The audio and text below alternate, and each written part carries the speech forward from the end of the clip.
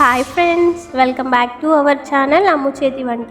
ఈరోజు మా ఇంట్లో స్పెషల్ ఫిష్ కర్రీ మరియు చికెన్ పులావ్ చేశాం. మా ఆయన ముక్కలు కడగడం దగ్గర నుంచి మసాలా దంచే వరకు భలే హెల్ప్ చేశారు.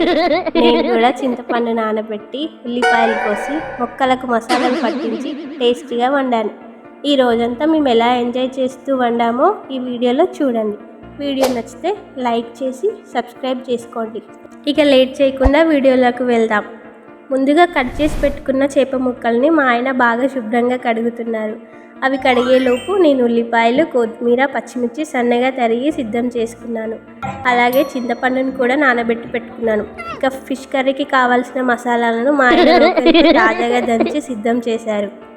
తర్వాత శుభ్రంగా కడిగిన చేప ముక్కలను పసుపు, కారం, ఉప్పు, అల్లం, కొద్దిగా మసాలా వేసి బాగా కలిపి కొంతసేపు మ్యారినేట్ చేసుకున్నాను. ఇప్పుడు స్టవ్ వెలిగించి ఒక కడాయి పెట్టుకొని సరిపడా నూనె పోసాను. నూనె వేడయ్యాక అందులో ఉల్లిపాయలు, పచ్చిమిర్చి, కొత్తిమీర వేసి బాగా వేయించాను.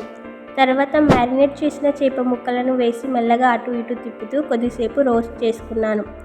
ఆ తర్వాత నానబెట్టిన చింతపండు రసాన్ని పోసి ముందుగా సిద్ధం చేసుకున్న మసాలా కూడా వేసి బాగా కలిపాను.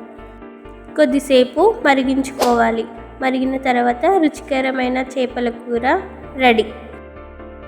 ఈ వీడియో మీకు నచ్చితే లైక్ చేసి సబ్స్క్రైబ్ చేసుకోండి. మరియు చికెన్ పులావ్ ఎలా చేశానో నెక్స్ట్ వీడియోలో చెప్తాను.